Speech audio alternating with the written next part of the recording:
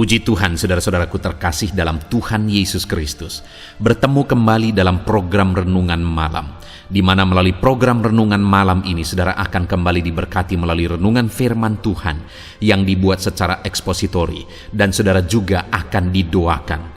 Kalau saudara rindu berlangganan dengan program Renungan Malam ini, silakan lihat tombol subscribe di bawah video ini, saudara. Kalau tombol subscribe masih berwarna merah, silakan ditekan dan tekan juga tanda loncengnya. Maka dengan demikian, setiap 6:30 malam, saudara akan diberkati melalui renungan firman Tuhan yang baru.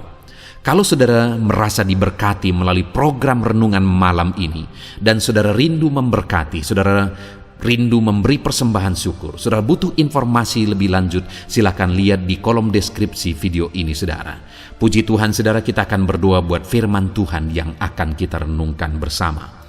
Bapa di sorga, saat ini Tuhan, kami bersyukur buat anugerah kebaikan Tuhan. Terima kasih Bapa, sebelum kami beristirahat, Engkau beri kami kembali kesempatan untuk merenungkan firman-Mu. Itu sebabnya saat ini kami siapkan hati dan pikiran kami. Kami siap merenungkan firman Tuhan. Berfirmanlah ya Tuhan, teguhkan, kuatkan, hiburkan, dan terangi setiap hati kami. Engkau yang mengurapi hamba ya Tuhan, dan Engkau mengurapi setiap kami. Dalam nama Tuhan Yesus Kristus, kami renungkan firman Tuhan. Haleluya. Amin. Puji Tuhan, saudara. Adapun topik firman Tuhan yang saya rindu kita renungkan bersama di dalam video Renungan Malam hari ini adalah topik tentang mengalahkan setan. Bagaimana mengalahkan siasat iblis, bagaimana mengalahkan tipuan iblis, bagaimana mengalahkan ujian dan cobaan iblis. Berbicara tentang iblis dan segala cobaannya, saudara, iblis akan terus berusaha untuk menjatuhkan setiap orang yang bisa dia jatuhkan. Iblis akan terus berusaha untuk membelenggu siapa saja yang bisa dia belenggu. Apalagi di hari-hari terakhir, saudara. Firman Allah berkata bahwa ketika iblis tahu bahwa waktunya sudah semakin sempit, dia akan semakin giat bekerja untuk membinasakan, untuk menipu, untuk membelenggu, menyesatkan jiwa-jiwa yang dapat dia sesatkan sebanyak mungkin. Dan tentu saja saya percaya, tidak ada satupun di antara kita yang ingin tersesat, yang ingin tertipu, yang ingin dibinasakan oleh kuasa setan.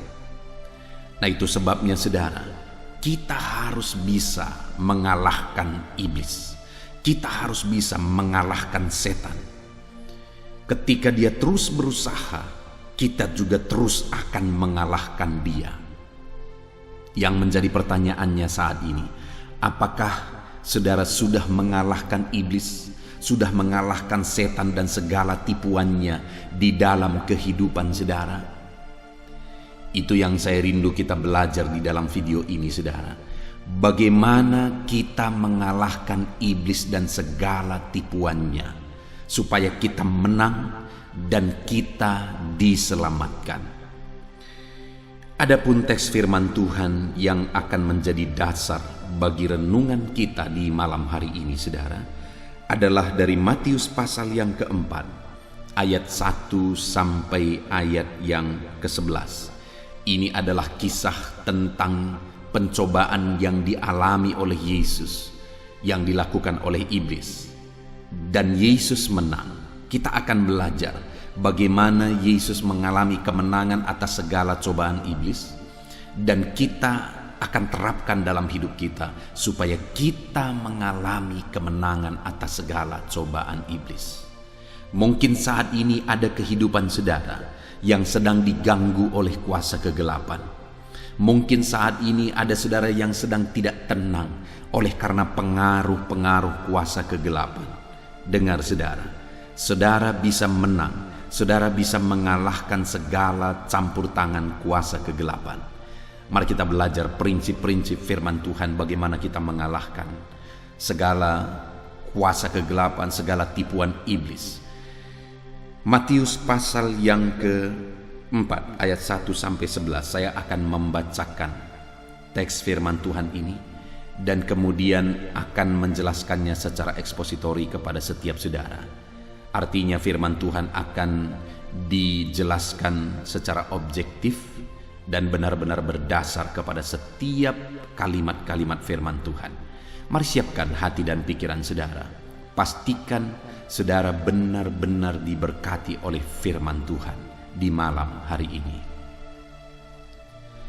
Pencobaan di padang gurun. Maka Yesus dibawa oleh Roh ke padang gurun untuk dicobai. Dan setelah berpuasa 40 hari dan 40 malam, akhirnya laparlah Yesus. Lalu datanglah si pencoba itu dan berkata kepadanya, "Jika engkau anak Allah, perintahkanlah supaya batu-batu ini menjadi roti." Tetapi Yesus menjawab, "Ada tertulis, manusia hidup bukan dari roti saja, tetapi dari setiap firman yang keluar dari mulut Allah." Kemudian iblis membawanya pula ke kota suci dan menempatkannya di bubungan bait Allah.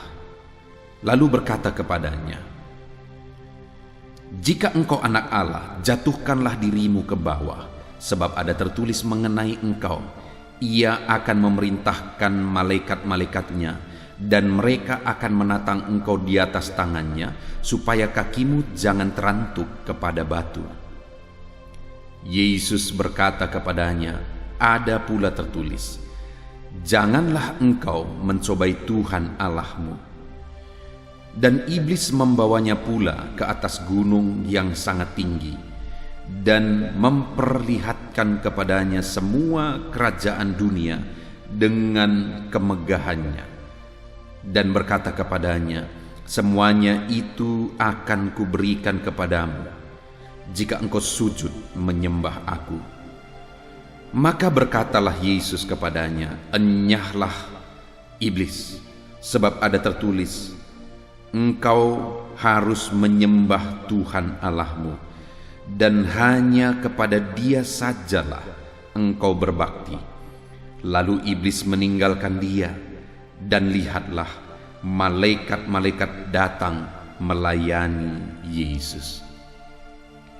Puji Tuhan saudara, konteks dari firman Tuhan yang telah dibacakan kepada setiap saudara adalah kisah tentang pencobaan yang dilakukan oleh iblis kepada Yesus. Saudara, lihatlah bagaimana iblis berjuang. Yang dia cobai kali ini adalah Yesus. Siapa Yesus? Tuhan. Yang menjadi pertanyaannya, bisakah Yesus jatuh? Bisakah Yesus kalah dari cobaan iblis? Tidak mungkin. Karena dia adalah Allah. Kalau dia bisa jatuh ke dalam dosa, maka dia bukan Allah. Kalau dia bisa kalah dari iblis, maka dia bukan Allah. Tahukah iblis bahwa dia adalah anak Allah? Dia adalah Allah yang maha tinggi? Tahu. Tahukah iblis bahwa tidak mungkin dia dikalahkan?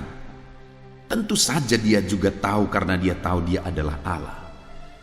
Namun demikian saudara, iblis masih juga berjuang, sekalipun dia tahu bahwa tidak mungkin Yesus dikalahkan melalui cobaan-cobaan yang demikian. Tapi itu pun iblis masih mencoba Yesus. Dengar saudara, betapa giatnya iblis mau menjatuhkan, betapa giatnya iblis mau membinasakan, sampai-sampai Yesus yang adalah Tuhan pun dia masih berusaha untuk menjatuhkan, padahal tidak mungkin Yesus jatuh ke dalam dosa. Artinya apa saudara? Kalau Yesus pun masih diperjuangkan oleh iblis untuk dijatuhkan, padahal dia tidak mungkin jatuh ke dalam dosa, apalagi saya dan saudara. Kalau iblis masih berusaha untuk membinasakan Tuhan yang tidak mungkin dibinasakan, apalagi saya dan saudara, dia akan terus berusaha untuk menjatuhkan kita. Dia akan terus berjuang bagaimana membinasakan jiwa-jiwa. Dan mungkin hari ini saudara, hidup saudara sedang diperjuangkan oleh iblis untuk dijatuhkan. Ada beribu macam cara yang dipakai oleh iblis untuk menjatuhkan manusia. Kita akan belajar dari nas firman Tuhan ini, bagaimana supaya menang terhadap segala tipuannya itu. Mungkin hari ini iblis sedang membuat beban hidup saudara berat. Mungkin hari ini iblis sedang menempatkan saudara, memosisikan saudara dalam situasi yang sulit, dalam situasi yang penuh dengan cobaan. Dan hidup saudara begitu berat saat ini. Dengar saudara, kita bisa mengalahkan iblis. Kenapa kisah Yesus dicobai dituliskan di dalam Alkitab? Supaya kita bisa belajar bagaimana Yesus menghadapi tipuan iblis dan dia menang. Supaya kita juga bisa menerapkan dalam hidup kita bagaimana kita menghadapi cobaan iblis dan supaya kita menang. Jadi saat ini saudara tidak perlu takut. Apapun yang saudara alami, mungkin saat ini saudara sering diganggu oleh kuasa kegelapan. Apakah itu melalui mimpi, apakah itu melalui kejadian-kejadian. Ada begitu banyak permohonan doa di dalam channel ini saudara, di mana ada anak-anak Tuhan yang sering diganggu oleh kuasa kegelapan. Mereka sedang diganggu dalam tidur mereka melalui mimpi-mimpi. Mereka sering diganggu di tengah keluarga mereka. Mereka sering diganggu melalui kejadian-kejadian aneh dan sebagainya.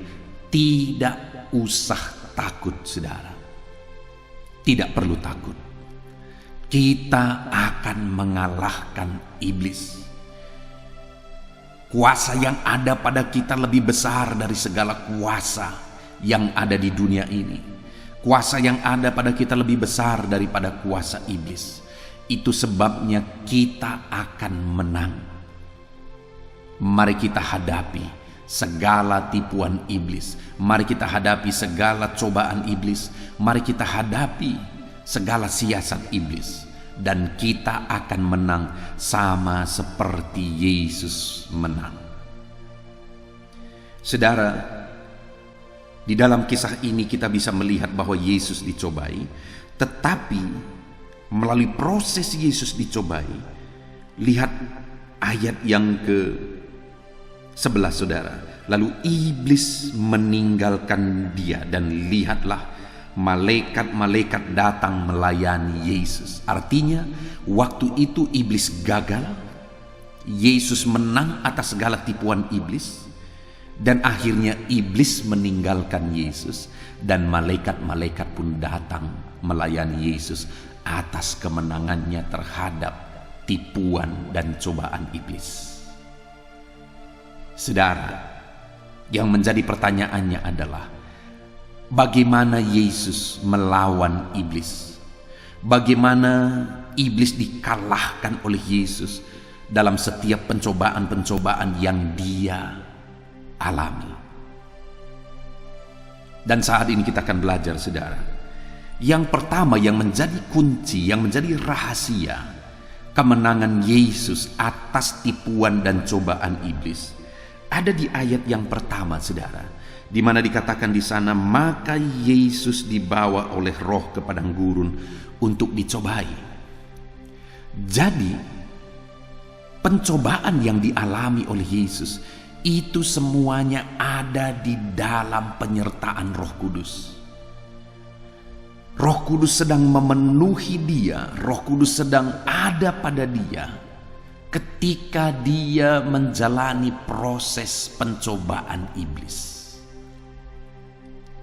Roh Kudus ada, Roh Kudus hadir, Roh Kudus memenuhi, Roh Kudus menyertai saat Yesus mengalami pencobaan iblis. Itu sebabnya saudara, iblis dikalahkan karena kuasa Roh Kudus lebih besar dari segala kuasa setan, dari segala kuasa iblis. Yesus menang menghadapi segala cobaan karena ada Roh Kudus yang menyertai dia. Karena ada kuasa yang lebih besar dari segala kuasa iblis yang menyertai, yang menguasai Yesus.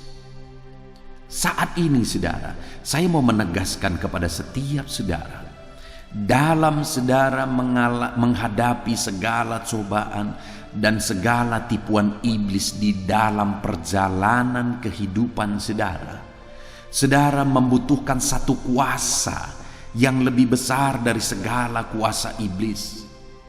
Saudara membutuhkan satu kekuatan yang lebih besar dari segala kekuatan iblis. Itulah kuasa Roh Kudus. Kuasa Roh Kudus lebih besar dari segala kuasa iblis, saudara. Kita membutuhkan kuasa Roh Kudus dalam kita menjalani kehidupan kita. Kita membutuhkan kuasa Roh Kudus yang akan memampukan kita dalam menghadapi dan mengalahkan segala tipuan dan siasat iblis.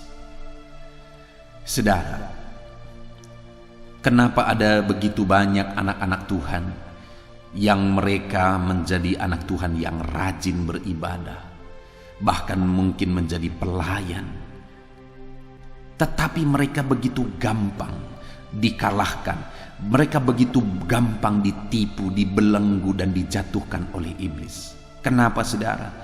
Karena kita tidak akan mampu menghadapi tipuan iblis melalui kekuatan kita. Kita tidak akan mampu, saudara.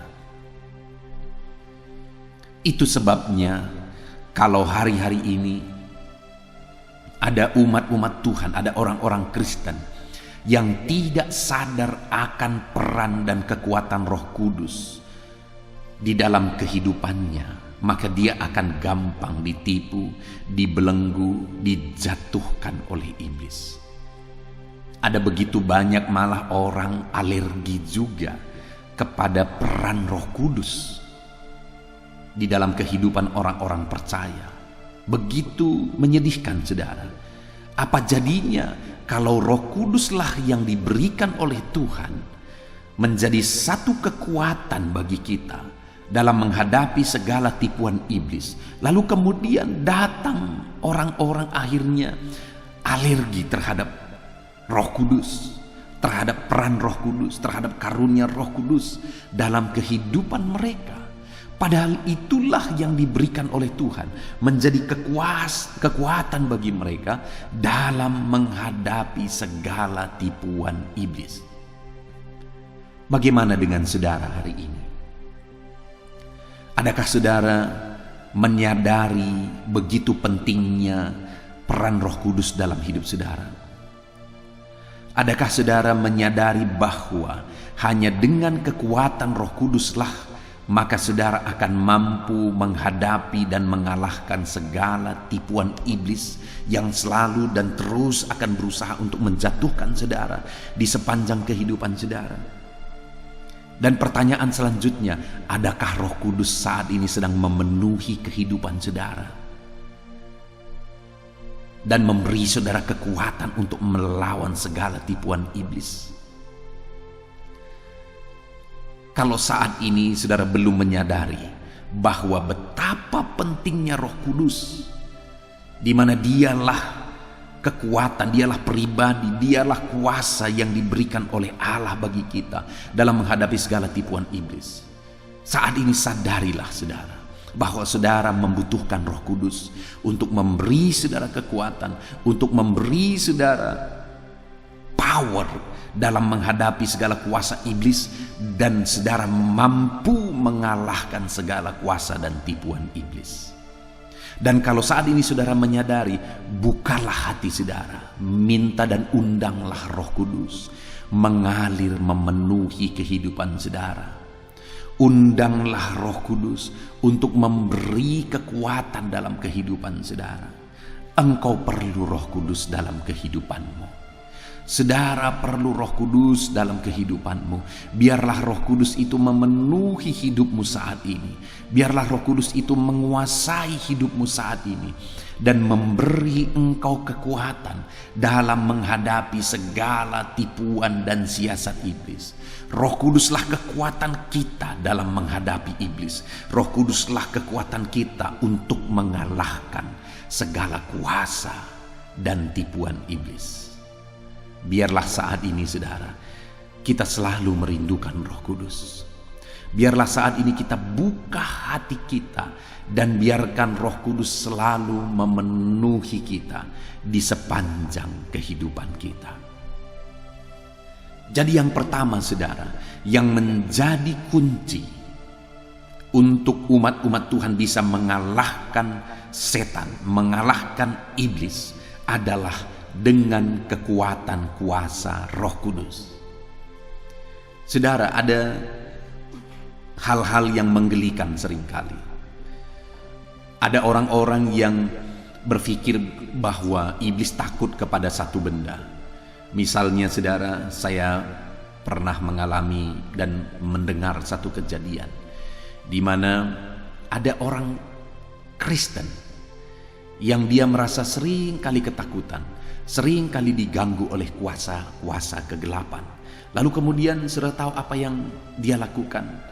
Ada keluarganya yang memberi nasihat supaya dia mengambil minyak babi.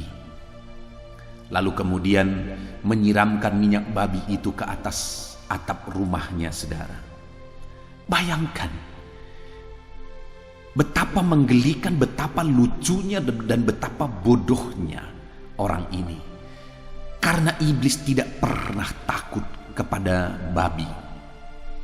Iblis tidak pernah takut kepada benda-benda.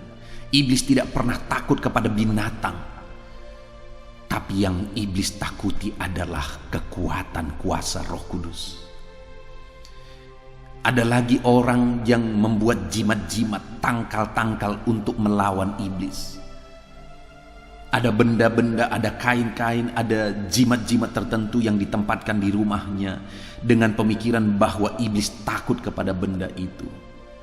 Dengar saudara, iblis tidak pernah takut kepada benda-benda seperti itu. Ada juga seringkali saudara, saya dengar ada orang-orang atau ibu-ibu yang sedang hamil, lalu kemudian membawa satu benda kemanapun dia pergi supaya kandungannya tidak diganggu oleh iblis. Dengar saudara, iblis tidak pernah takut kepada benda apapun. Yang iblis takuti hanya satu, yaitu Tuhan. Yang iblis takuti hanya Roh Kudus. Hanya Roh Kudus, tidak ada yang lain. Kalau saudara berpikir bahwa iblis takut kepada sesuatu, saudara bodoh. Saudara tertipu oleh iblis. Karena hanya satu yang dia takuti, yaitu kekuatan Roh Kudus. Kalau saat ini saudara mau mengalahkan iblis, kalau saat ini saudara mau iblis takut melihat saudara, maka hidup saudara harus dipenuhi oleh kekuatan kuasa Roh Kudus. Jadi itu yang pertama saudara, bagaimana iblis dikalahkan oleh Yesus dan bagaimana kita bisa mengalahkan iblis melalui kekuatan kuasa Roh Kudus. Itu sebabnya bukalah hati saudara, biarkan Roh Kudus selalu memenuhi kehidupan saudara. Yang kedua saudara, bagaimana mengalahkan iblis?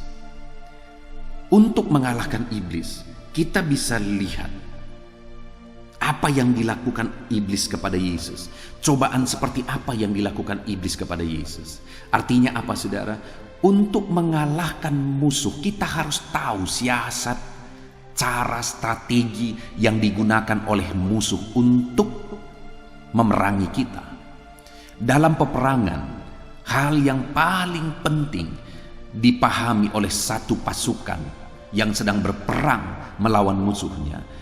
Pasukan tersebut harus tahu siasat apa yang dipakai oleh musuhnya untuk melawan dia, supaya dia tahu bagaimana melawan musuh tersebut. Kalau dia tidak tahu siasat musuh, maka dia akan gampang dikalahkan. Demikian juga dalam kita melawan iblis, saudara. Kita harus tahu siasat apa yang dipakai oleh iblis untuk melawan dan menjatuhkan kita, untuk menipu dan menyesatkan kita, supaya kita bersiaga dalam strategi-strateginya tersebut. Yang pertama, kalau kita lihat di sini, saudara, ada 3 siasat iblis yang perlu kita kenali, yang perlu kita sadari supaya kita berjaga-jaga dalam area itu. Ada 3 area yang akan dipakai oleh iblis untuk menjatuhkan setiap kita. Kita perlu kenali, kita perlu sadari akan hal itu supaya kita berjaga-jaga. Kita lihat area pertama, tipuan yang dilakukan oleh iblis adalah keinginan daging. Itu bisa kita lihat di ayat 3, saudara. Lalu datanglah si pencoba itu dan berkata kepadanya, "Jika engkau anak Allah, perintahkanlah supaya batu-batu ini menjadi roti." Jadi pada waktu itu iblis mencoba Yesus dengan memerintahkan dia mengubah batu menjadi roti. Dan lihat, saudara, apa yang terjadi pada waktu itu. Ayat 2 dikatakan, "Dan setelah berpuasa 40 hari 40 malam, akhirnya laparlah Yesus." Jadi Yesus sedang ada dalam situasi kelaparan. Ada keinginan daging, ada kebutuhan daging, ada kebutuhan tubuh, yaitu makanan. Tubuhnya sedang lapar. Dia sedang memiliki keinginan, yaitu keinginan terhadap makanan, karena dia sedang ada dalam situasi kelaparan. Dan iblis tahu akan hal itu. Ada kebutuhan daging Yesus, kebutuhan tubuh Yesus, yaitu makanan. Itu sebabnya dia mencobai Yesus dalam hal itu. Dia menyuruh Yesus mengubah batu menjadi roti. Dengar, saudara, kalau saudara mau mengalahkan, kalau saudara rindu mengalahkan setan, kenalilah di mana saudara seringkali ditipu. Kenalilah siasat iblis untuk menjatuhkan saudara. Yang pertama yang harus saudara tahu adalah iblis akan berusaha menjatuhkan saudara dalam keinginan-keinginan daging saudara. Kenapa ada begitu banyak orang yang akhirnya jatuh dalam dosa seks, perzinahan, dan sebagainya? Keinginan daging. Kenapa ada keluarga-keluarga yang hancur karena perselingkuhan? Karena keinginan daging. Iblis mencobai mereka dalam keinginan daging. Kenapa ada orang-orang korupsi padahal sudah kaya raya? Karena keinginan daging. Ada begitu banyak keinginan-keinginan daging, baik itu harta, baik itu seks, baik itu kedudukan, dan sebagainya. Ada keinginan-keinginan daging manusia, dan iblis akan selalu berusaha menjatuhkan manusia dalam keinginan-keinginan dagingnya tersebut. Hari ini saudara harus sadar bahwa iblis akan berusaha menjatuhkan saudara melalui keinginan daging saudara. Itu sebabnya berjaga-jagalah, kuasailah diri saudara, andalkan Roh Kudus, karena kita membutuhkan Roh Kudus dalam kita menguasai keinginan daging kita. Kalau tidak, iblis akan menghancurkan saudara babak belur. Kalau saudara tidak tahu bahwa keinginan daging saudara lah yang dipakai oleh iblis untuk menjatuhkan saudara. Itu yang pertama yang harus saudara kenali. Siasat iblis untuk menjatuhkan saudara adalah melalui keinginan daging.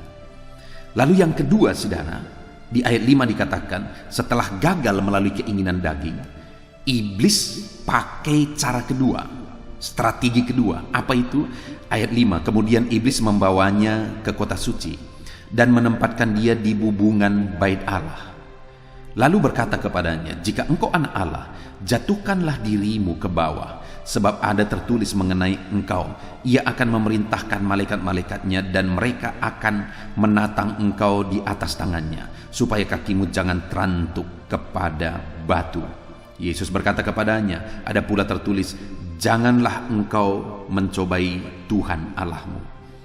Saudara, yang kedua di sini, Yesus dibawa oleh iblis ke kota suci dan menempatkan dia di bubungan bait Allah dan menyuruh dia untuk menjatuhkan diri, karena ada tertulis bahwa malaikat-malaikat akan menatang kakinya.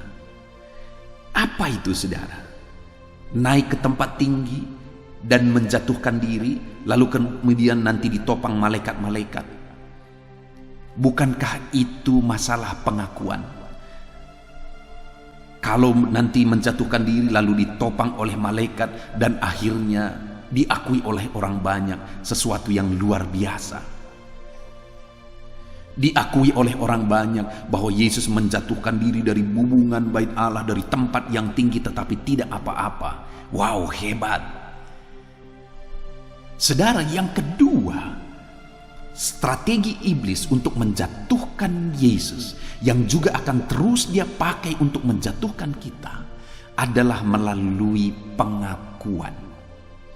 Supaya dianggap hebat, supaya dianggap luar biasa, supaya dianggap kaya, supaya dianggap berkuasa, supaya dianggap pandai, supaya dianggap cerdas, supaya dianggap terpandang, supaya dihargai, supaya dihormati, dan sebagainya, dan sebagainya, dan sebagainya, dan sebagainya. Pengakuan. Iblis akan terus berusaha untuk menjatuhkan manusia melalui pengakuan. Bukankah supaya diakui, manusia seringkali melakukan apapun? Supaya diakui, manusia rela mengerjakan apapun. Kenapa? Tadi sudah saya singgung dalam keinginan daging. Kenapa manusia sudah kaya raya tapi masih korupsi? Kenapa manusia sudah punya segala sesuatu tetapi masih korupsi? Supaya diakui. Kenapa manusia kepingin jabatan, kepingin menjadi orang berhasil sukses? Supaya diakui.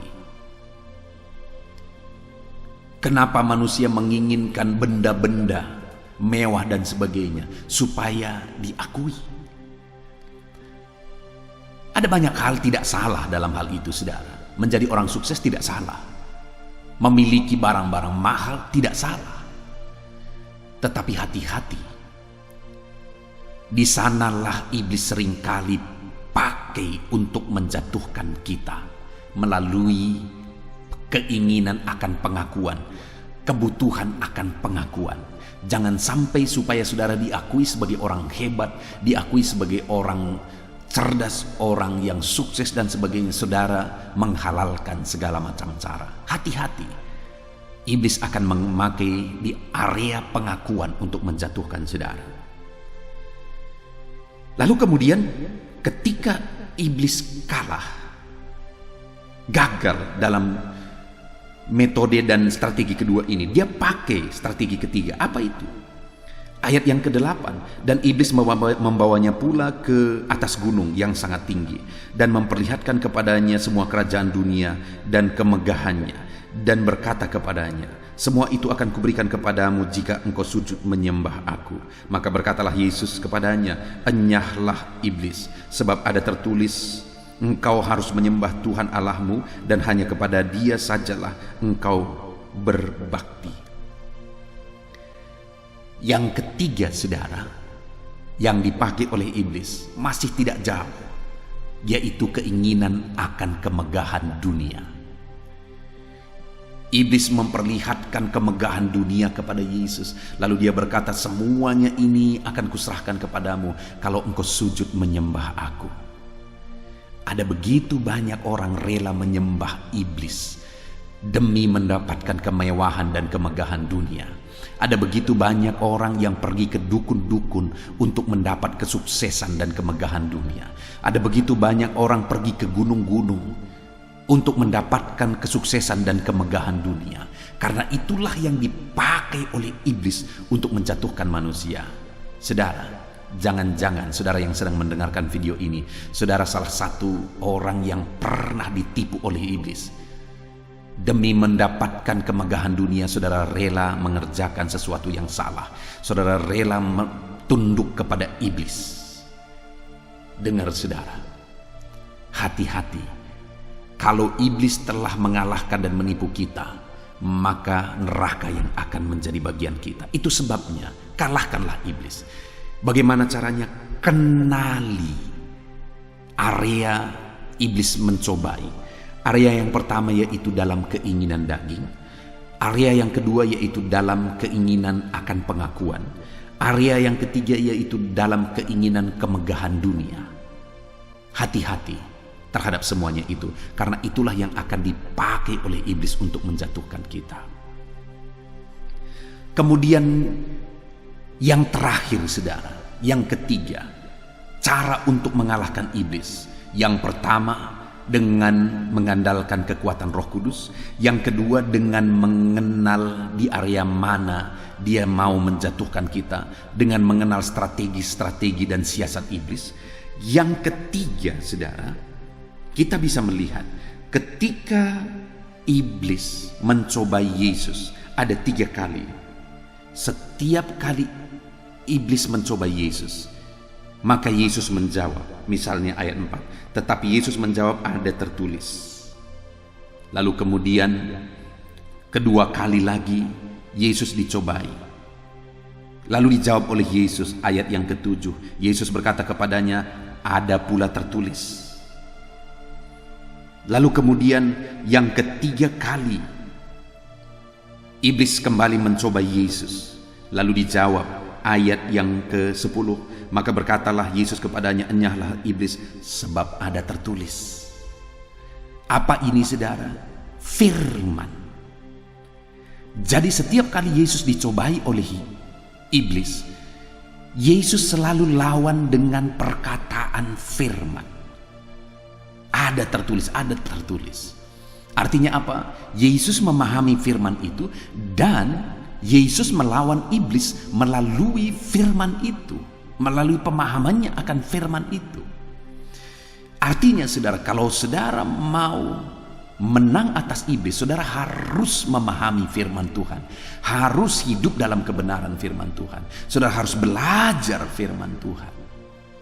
Dan kemudian saudara harus lawan iblis melalui firman itu. Kalau tidak, saudara akan ditipu.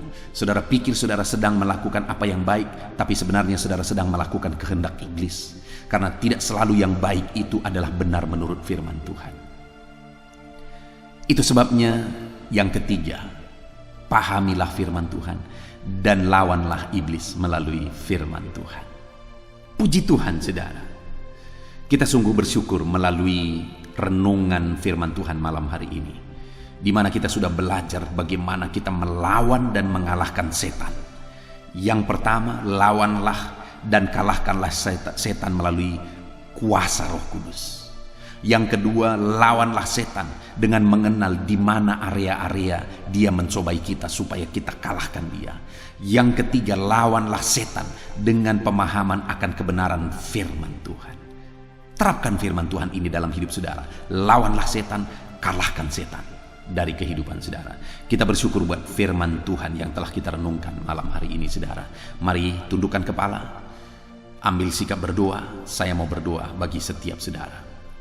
Bapa di sorga, saat ini hamba berdoa bagi setiap anak-anakmu yang sedang mendengarkan video renungan malam hari ini, di mana mereka telah belajar bagaimana mereka bisa mengalahkan setan. Bahwa kami harus mengalahkan setan dengan kekuatan Roh-Mu, bahwa kami harus mengalahkan setan dengan mengenal strategi dan siasat dan tipuan setan, dan kami harus mengalahkan setan dengan kekuatan firman Tuhan.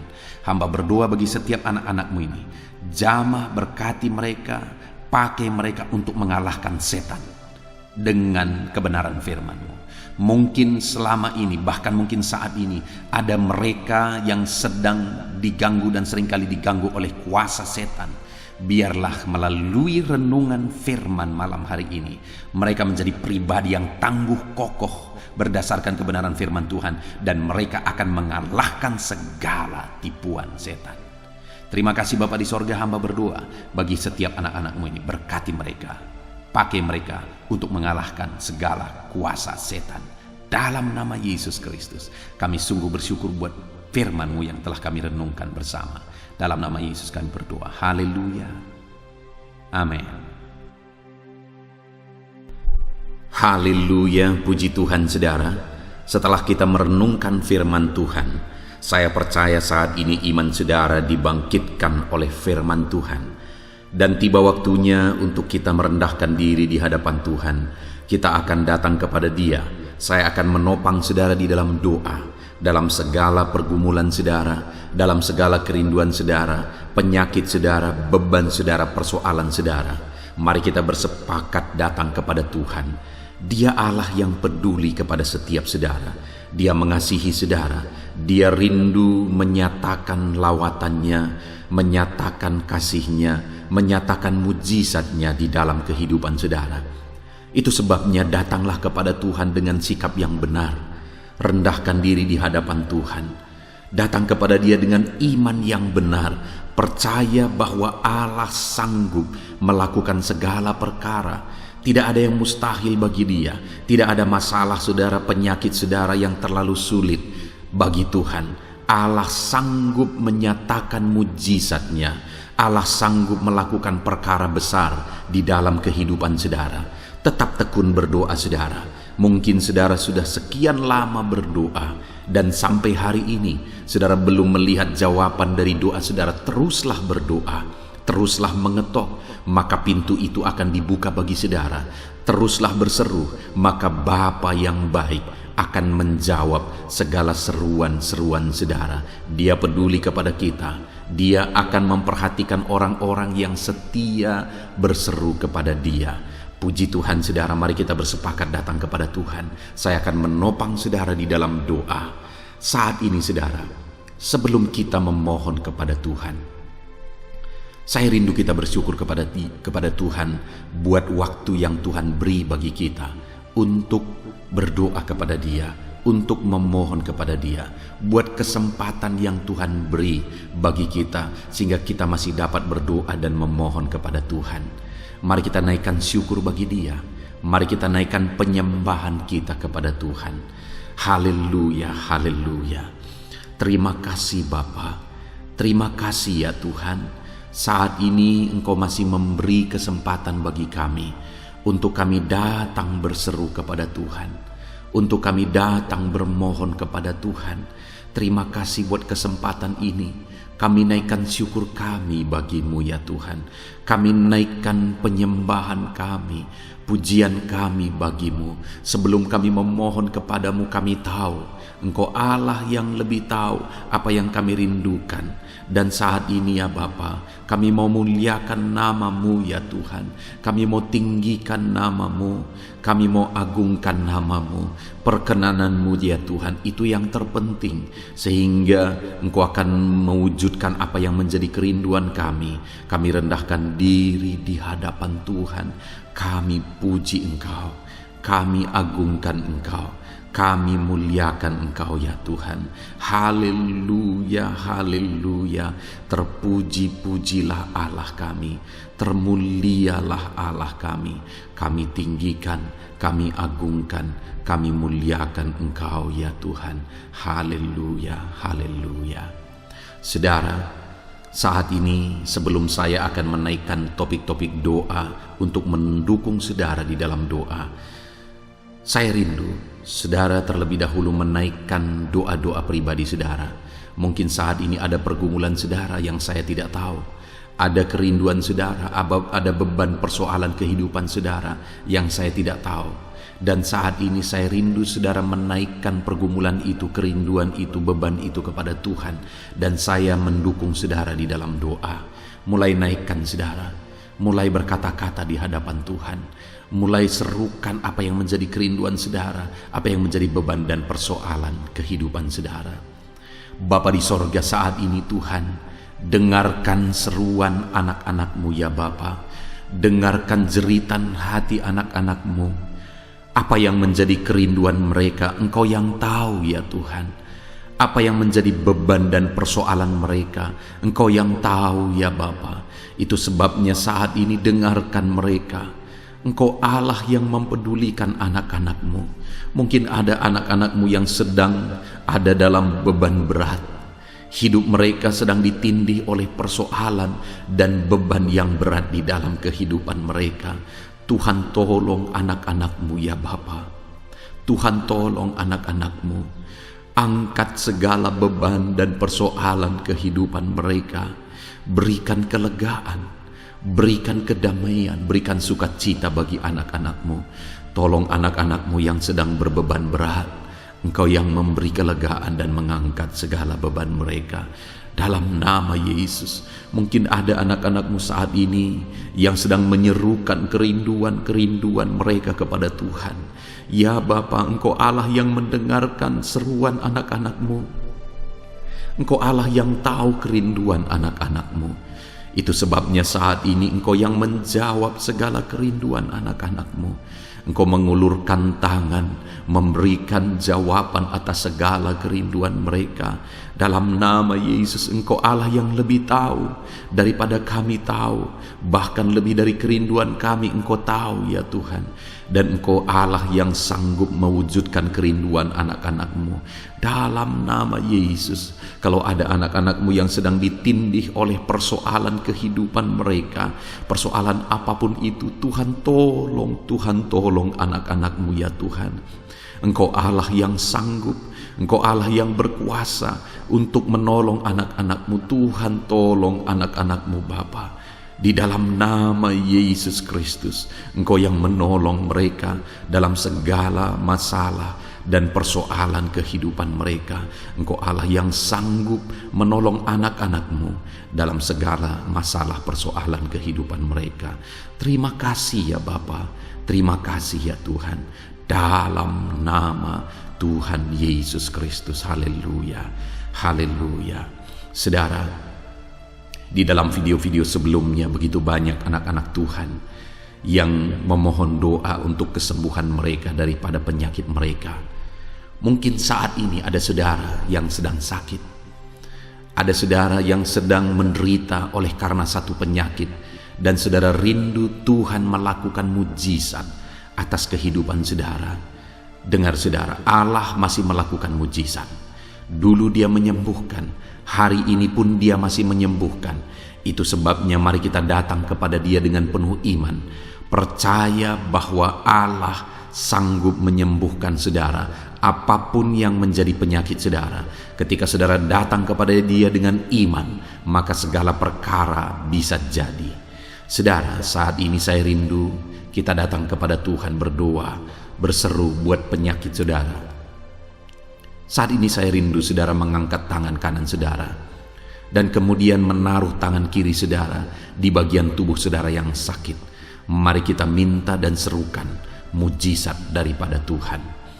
Bapa di sorga, saat ini Tuhan, hamba berdoa khusus bagi anak-anak-Mu atas segala penyakit yang mereka derita, apapun itu Tuhan. Engkaulah dokter di atas segala dokter. Engkaulah tabib di atas segala tabib. Engkau Allah yang sanggup menyembuhkan apapun yang menjadi penyakit kami. Firman-Mu berkata Engkau menderita, Engkau disalibkan, supaya oleh bilur-bilur-Mu kami disembuhkan ya Tuhan. Tiada yang mustahil bagimu. Engkau Allah yang telah menanggung segala penderitaan kami. Engkau Allah yang telah menanggung segala penyakit kami.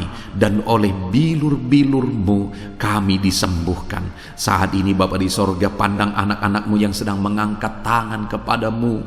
Pandang anak-anak-Mu yang sedang menumpangkan tangan di atas penyakit mereka. Saat ini biarlah Engkau mengulurkan tangan-Mu ya Tuhan. Kerjakan mujizat, kerjakan kesembuhan. Sembuhkan anak-anak-Mu yang sedang menderita sakit penyakit saat ini. Apapun yang menjadi penyakit mereka, tiada yang mustahil bagi Tuhan. Sembuhkan dalam nama Tuhan Yesus. Kami tengking segala penyakit dari dalam tubuh anak-anak-Mu. Sembuhkan mereka di dalam nama Tuhan Yesus Kristus. Dalam nama Yesus, dalam nama Yesus, dalam nama Yesus. Tiada yang mustahil bagi Tuhan. Kesembuhan terjadi saat ini, mujizat terjadi saat ini. Kuasa Tuhan dinyatakan dalam kehidupan anak-anak-Mu, sehingga mujizat kesembuhan terjadi bagi anak-anak-Mu.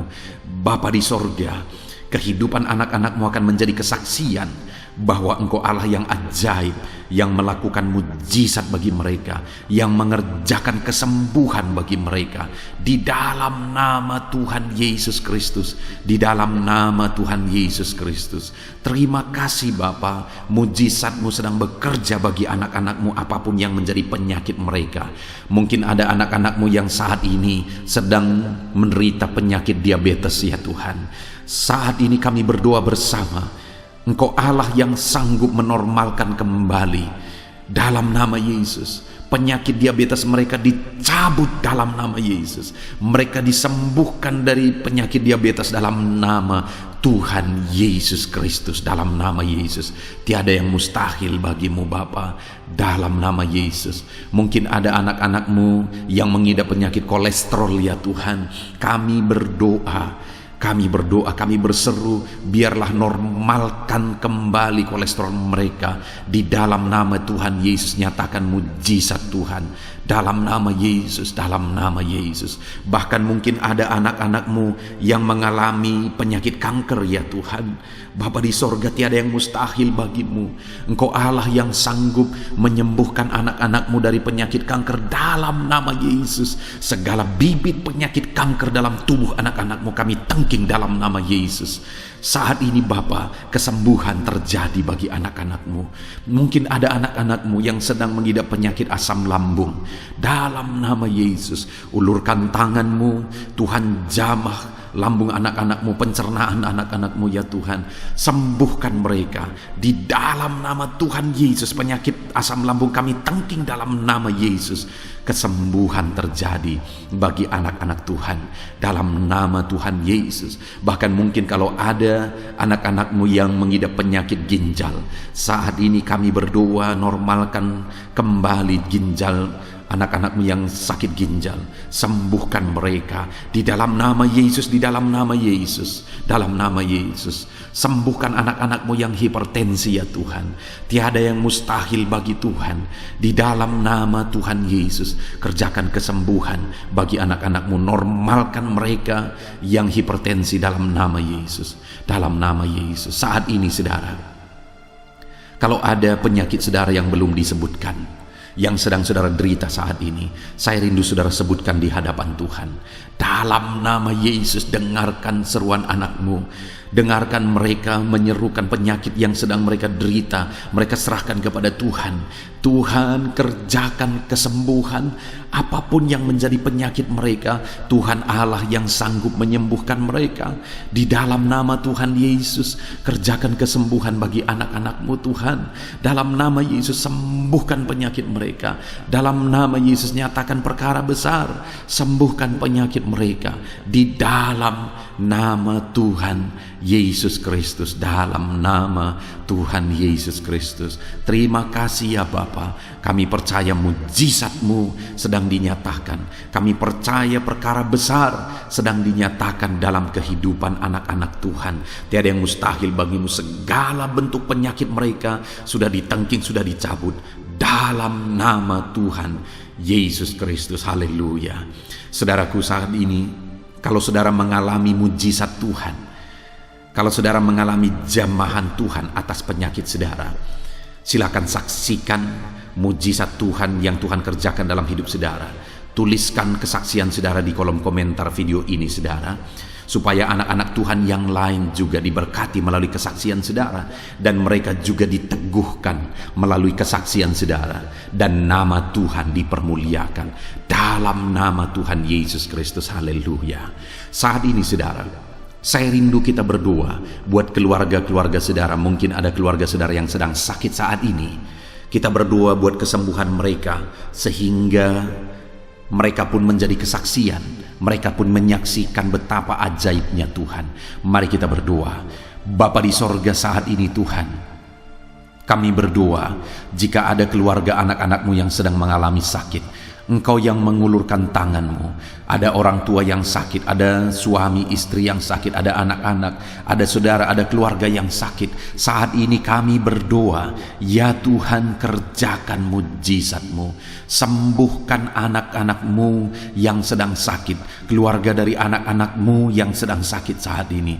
Dalam nama Tuhan Yesus, kerjakan mujizat-Mu Tuhan, sehingga keluarga anak-anak-Mu ini akan menjadi kesaksian. Anak-anak-Mu akan menyaksikan bahwa Allah kami ajaib, sehingga Engkau mengerjakan kesembuhan bagi keluarga mereka. Setiap keluarga anak-anak-Mu yang mengalami sakit, Tuhan kerjakan kesembuhan dalam nama Yesus. Bapa yang baik, kami berseru dan berdoa, biarlah Tuhan tetap mengerjakan kesehatan dalam kehidupan anak-anak-Mu. Kesehatan menjadi bagian anak-anak-Mu Bapa. Di dalam nama Tuhan Yesus Kristus, biarlah di masa pandemi ini Tuhan beri kami kesehatan, Tuhan beri kami imun tubuh yang kuat. Tuhan kuatkan kami di dalam nama Tuhan Yesus. Kami jalani hidup kami dalam kesehatan bersama dengan Tuhan, kesehatan yang berasal daripada Tuhan, di dalam nama Tuhan Yesus Kristus. Haleluya, haleluya. Saat ini saudara, saya rindu berdoa buat keluarga-keluarga saudara, supaya Tuhan mengerjakan damai sejahtera, keharmonisan di tengah-tengah keluarga saudara. Bapa di sorga, saat ini Tuhan, hamba berdoa bagi keluarga anak-anak-Mu. Biarlah keluarga anak-anak-Mu menjadi keluarga yang penuh dengan damai sejahtera Tuhan. Keluarga anak-anak-Mu menjadi keluarga yang harmonis, sehingga suasana sorga dirasakan di tengah-tengah keluarga-keluarga anak-anak-Mu. Dalam nama Tuhan Yesus Kristus, berkati anak-anak-Mu ya Tuhan. Berkati keluarga-keluarga mereka menjadi keluarga yang harmonis, keluarga yang takut akan Tuhan, keluarga yang diberkati oleh Tuhan, dalam nama Tuhan Yesus. Bapa di sorga, saat ini Tuhan, hamba berdoa buat ekonomi anak-anak-Mu. Biarlah Tuhan tetap menjaga stabilitas ekonomi anak-anak-Mu ya Tuhan, dalam nama Yesus, sehingga kebutuhan mereka tercukupi dalam nama Yesus. Mungkin saat ini ada anak-anak-Mu yang karena situasi pandemi ini ekonomi mereka mengalami kehancuran.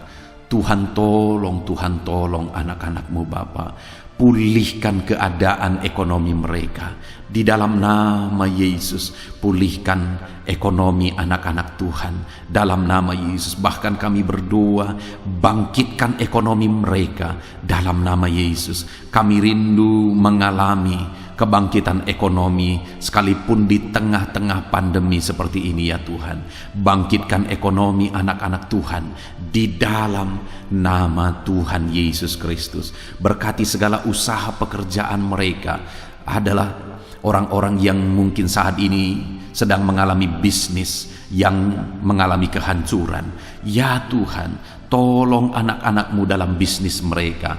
Tolong anak-anak-Mu dalam usaha mereka, dalam pekerjaan mereka. Mereka yang sedang berdagang, berkati bisnis dagang mereka dalam nama Tuhan Yesus. Apapun bentuk usaha, bisnis dan pekerjaan anak-anak-Mu, Tuhan tolong, Tuhan tolong, Tuhan campur tangan, Tuhan yang bekerja, Tuhan yang membela usaha, pekerjaan dan bisnis anak-anak Tuhan di dalam nama Tuhan Yesus Kristus. Kami rindu melihat bisnis anak-anak-Mu dibangkitkan, pekerjaan anak-anak-Mu dibangkitkan, usaha anak-anak-Mu dibangkitkan, sehingga segala kebutuhan mereka tercukupi.